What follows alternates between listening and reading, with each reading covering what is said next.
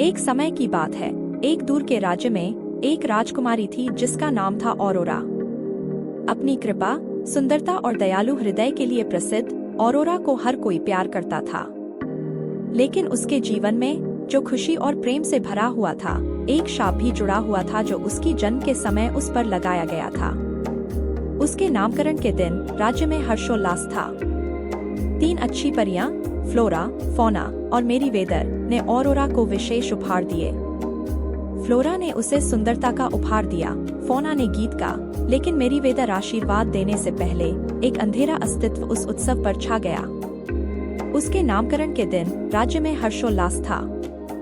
3 अच्छी परियां, flora, fauna और मेरीवेदर ने ऑरोरा को विशेष उपहार दिए।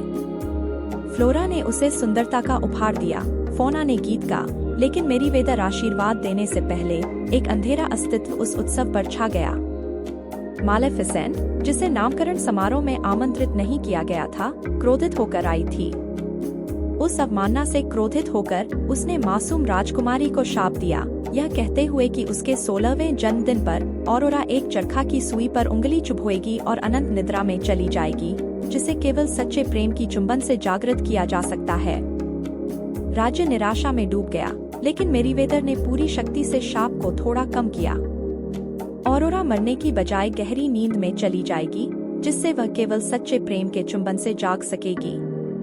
और इसलिए राजा और रानी अपनी बेटी की सुरक्षा के लिए भयभीत होकर उसे 3 अच्छी परियों की देखभाल में सौंप दिया।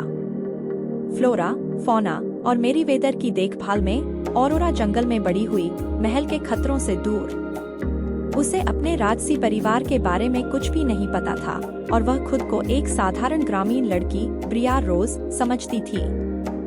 एक दिन जब ऑरोरा जंगल में घूम रही थी, वह एक युवा राजकुमार फिलिप से मिली। हालांकि वे एक दूसरे की असली पहचान नहीं जानते थे, उन्होंने तुरंत एक दूसरे के साथ एक गहरा संबंध महसूस किया, जैसे कि नियति ने उन्हें एक साथ ला दिया हो। जैसे ही वे नृत्य कर रहे थे, उनके बीच का बंधन मजबूत हो गया और पहली बार ऑरोरा ने सच्चे प्रेम की भावनाओं को महसूस किया। लेकिन उनकी खुशी लंबी नहीं चली, क्योंकि उसके 16वें जन्मदिन का दिन तेजी से आ रहा था। उसके 16वें जन्मदिन की पूर्व संध्या पर परियों ने ऑरोरा को सच्चाई बताई। दिल टूटने और इस खुलासे से अभिभूत होकर उसने अनिच्छा से अपने माता पिता से मिलने के लिए महल लौटने के लिए सहमति दी, यह जाने बिना कि मालेफिसेंट पहले ही अपना जाल बिछा चुकी थी। परियों के सर्वोत्तम प्रयासों के बावजूद शाप बहुत शक्तिशाली था। मालेफिसेंट अपने काले जादू का उपयोग करते हुए ऑरोरा को महल के एक छुपे हुए कमरे में ले आई, जहां एक चरखा उसका इंतजार कर रहा था। एक ही स्पर्श से शाप पूरा हो गया। ऑरोरा गहरी नींद में चली गई। उसकी सुंदरता बरकरार थी, लेकिन उसकी आत्मा एक अंधीन नींद में फंस गई थी। राज्य में मौन छा गया जब परियों ने ऑरोरा को फूलों के बिस्तर पर रखा और पूरे महल पर एक मंत्र डाला, यह सुनिश्चित करते हुए कि हर कोई तब तक सोता रहेगा जब तक वह सच्चे प्रेम के चुंबन से जाग नहीं जाती।